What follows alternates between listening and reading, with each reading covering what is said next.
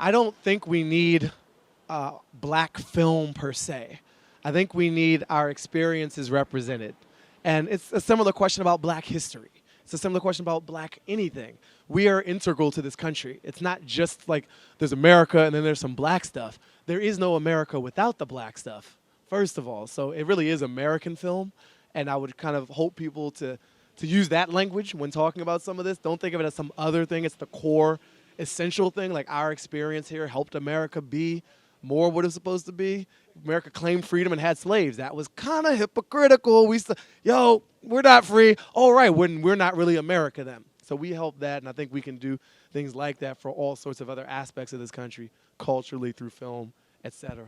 In terms of popular releases, doesn't seem to be much of a state of black film right now.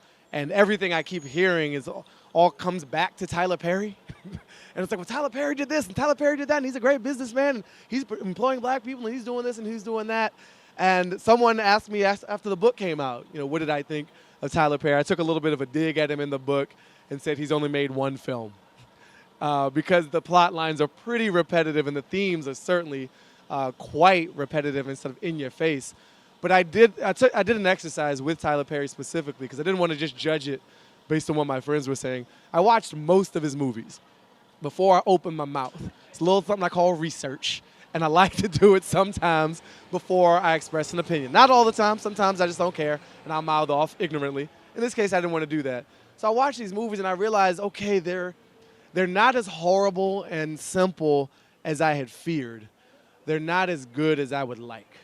And what I respected about the movies is that he addresses pain and dysfunction and horror in a head-on way. He doesn't pull punches. These are harsh movies, and he deals with all kinds of painful subjects I don't think a lot of people have the courage to do. So I respect him for that. He talks about intergenerational strife within the black community. I respect that.